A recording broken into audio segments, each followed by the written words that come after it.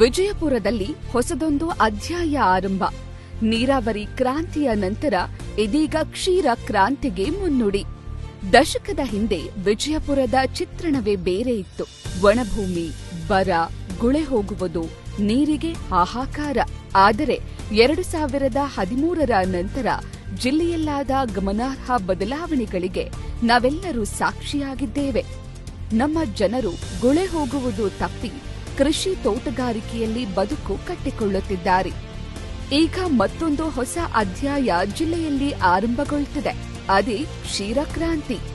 2023ರ ಚುನಾವಣೆಯ ಸಂದರ್ಭದಲ್ಲಿ ಎಂಬಿ ಪಾಟೀಲರು ಜಿಲ್ಲೆಯಲ್ಲಿ ಉದ್ಯೋಗ ಕ್ರಾಂತಿ, ಕ್ಷೀರಕ್ರಾಂತಿ ಆಗಲಿದೆ ಅಂತ ಭರವಸೆಯನ್ನ ನೀಡಿದ್ರು. ಆ ದಿಸೆಯಲ್ಲಿ ಜಿಲ್ಲೆಯ ಮಹಿಳೆಯರಿಗೆ, ಯುವ ಜನತೆಗೆ ಸ್ವಾವಲಂಬಿ ಬದುಕು ಕಟ್ಟಿಕೊಳ್ಳುವತ್ತ ದೃಢ ಹೆಜ್ಜೆಯ ಮಹತ್ವಾಕಾಂಕ್ಷಿ ಯೋಜನೆ ಇದಾಗಿದೆ.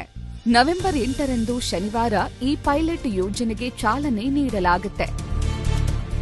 ಬಿಎಲ್ಡಿಇ ಸಂಸ್ಥೆಯು ಡೈರಿ ಉದ್ಯಮದಲ್ಲಿ ಮಾದರಿಯಾಗುವ ಅಕ್ಷಯ ಕಲ್ಪ ಹಾಗೂ ಕೃಷಿ ಕಲ್ಪ ಸಂಸ್ಥೆಗಳ ಸಹಯೋಗದಲ್ಲಿ ನಮ್ಮ ರೈತರಿಗೆ, ಯುವ ಜನತೆಗೆ ಆರ್ಥಿಕ ಸಬಲತೆ ಹೊಂದಲು ಹೊಸದೊಂದು ಮಾರ್ಗವನ್ನ ತೋರಲು ಜೊತೆಯಾಗಿ ನಿಂತಿದೆ. ನೀವು ಬನ್ನಿ ಈ ಪ್ರಗತಿಯ ಹಾದಿಯಲ್ಲಿ ಜೊತೆಯಾಗಿ.